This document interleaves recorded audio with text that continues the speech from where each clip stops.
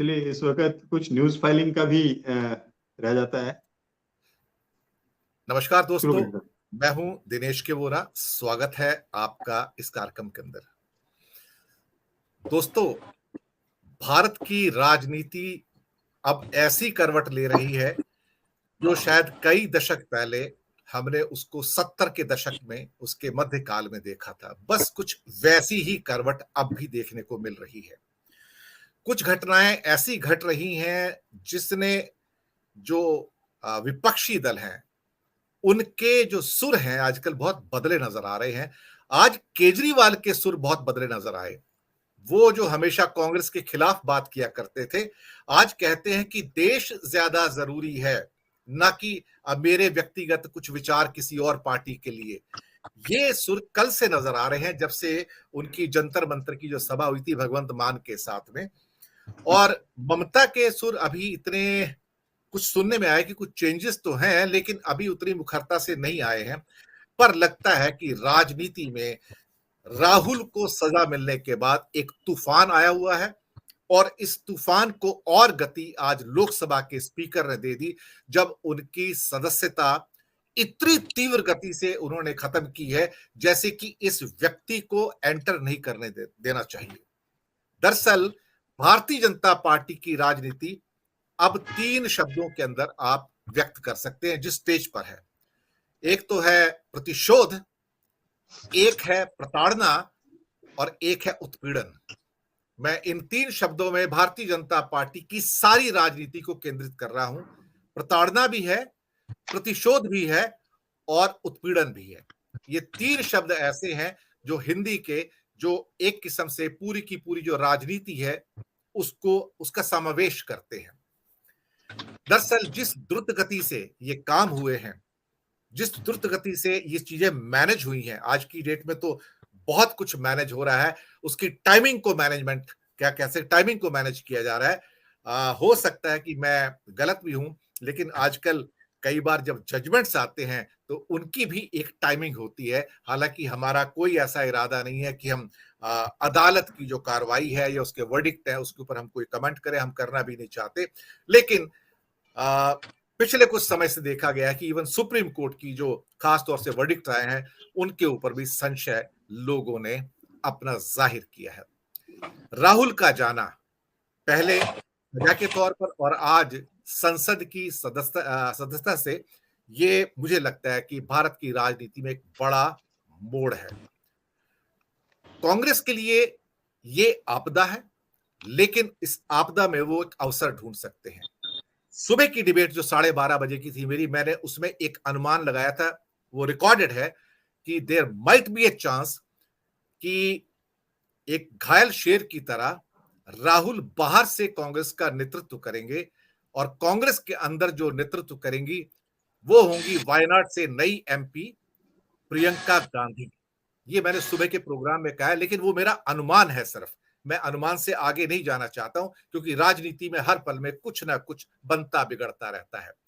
इसी विषय पर बात करने के लिए कि विपक्ष के लिए अब विकल्प क्या बचा है, करो या मरो, फिर भी नहीं समझे तो खुदा ही मालिक है। अगर आप आपदा को अब अवसर में नहीं बदल सकते, और सारा विपक्ष अभी भी अगर नहीं समझ पाता कि ये, अगर आपको ईडी, सीबीआई और आईटी के झांसे से आकर बच गए, तो आप जुडिशरी के जो वर्डिक्ट्स हैं उनके साथ भी आप बच नहीं पाएंगे, वो भी आपके खिलाफ चले जाएंगे। दोस्तों, मैं इसी विषय पर बात कर रहा हूं, और हमारे साथ जो विद्वान पैनल मौजूद है उसका तारुफ मैं आपसे करवा देता हूं। हमारे साथ हैं हिमाचल प्रदेश से वरिष्ठ पत्रकार दिनेश कंवर जी, स्वागत है आपका। गुजरात से वरिष्ठ पत्रकार हमारे दो आज भाई हैं, जिगर दोषी जी और हिमांशु भायाणी, जो कि अर्थव्यवस्था के भी अच्छे जानकार हैं और राजनीतिक विशेषज्ञ भी। आप दोनों का स्वागत है। हमारे साथ है अजय शुक्ला जी और सुनील शुक्ला जी, वरिष्ठ पत्रकार हैं, और अजय शुक्ला जी द प्रिंसिपल के चीफ एडिटर। सर, आपका बहुत बहुत स्वागत है। दिनेश कंवर जी, पहले मैं आपके पास आता हूं।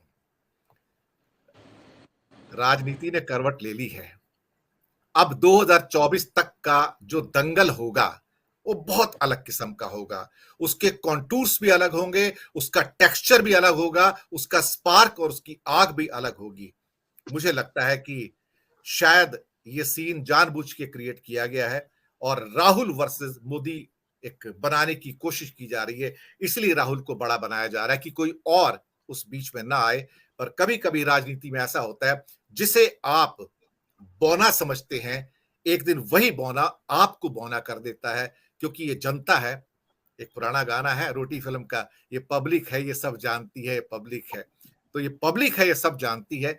दिनेश कुमार जी, आपकी टिप्पणी जो घट रहा है इस समय। सर, सबको नमस्कार। ये जो पिछले 2 दिन का घटनाक्रम है, इसने देश को एक बार फिर एक नई सोच में डाल दिया है कि क्या ये इस स्तर तक अब होगा। हम अभी तक ये कह रहे थे कि एजेंसीज, सिक्योरिटी एजेंसीज का मिसयूज हो रहा है, और ये कल के घटनाक्रम ने शायद ऐसा भी एक आभास करवाया है कि कहीं ना कहीं जिस व्यवस्था से हमें न्याय की उम्मीद मिलने की उम्मीद रहती है, कहीं वहां तो नहीं अब ये सब होने लगा। बहरहाल राहुल गांधी अब पार्लियामेंट से बाहर हो गए हैं, और जैसा मेरा एक विचार था कि राजनीतिक ज्यादा समझ शायद वहां पर जो लोग बैठे हैं वो बहुत अच्छा समझते होंगे, लेकिन एक चर्चा मेरे जहन में एकदम से कौंधा था कि अगर उन्हें सजा हो गई है तो इमीडिएटली ही should have offered to for the imprisonment instead going for the bail, जिससे शायद देश में और ज्यादा आक्रोश फैलता। शायद उसको भी नियंत्रण करने की उनकी मंशा रही होगी कहीं ना कहीं बीच में। लेकिन अब मसला यह है कि इस घटनाक्रम से देश किस तरफ को जाएगा। आपको जानकर भी शायद ये आपको सबको ही, सब प्रबुद्ध लोग बैठे हैं, इनको जानकारी होगी कि जब जब भी जिस भी नेता का विरोध बढ़ने लगता है, उसका कद भी वैसे वैसे बढ़ने लगता है। ये बहुत महत्वपूर्ण पहलू है, क्योंकि विरोध उसी का होगा जिससे खौफ होगा। तो मुझे ये लगने लगा है अब कि जो सत्ताधीश हैं उन्हें कहीं ना कहीं राहुल गांधी से, क्योंकि राहुल गांधी अभी साउथ से नॉर्थ पहुंचे थे, अभी वो वेस्ट से ईस्ट की तरफ को चलने की भी प्लान कर रहे थे, और ऐसे वक्त में ये जो आया है, जजमेंट आई है, ऐसे में ये जजमेंट का आना अपने आप में यूं लगता है कि कहीं ना कहीं अब राहुल गांधी को उससे रोकने का एक प्रयास हो सकता था। क्योंकि अब अभी तक तो कांग्रेस लड़ रही थी अपने वर्चस्व की लड़ाई, जिसको मैं बोल रहा हूं, क्योंकि हर तरफ से कांग्रेस के ऊपर एक प्रेशर चल रहा था। राहुल गांधी अपनी इमेज बदलने के एक इसमें मुहिम में थे, और उन्होंने उसमें सफलता भी पाई थी।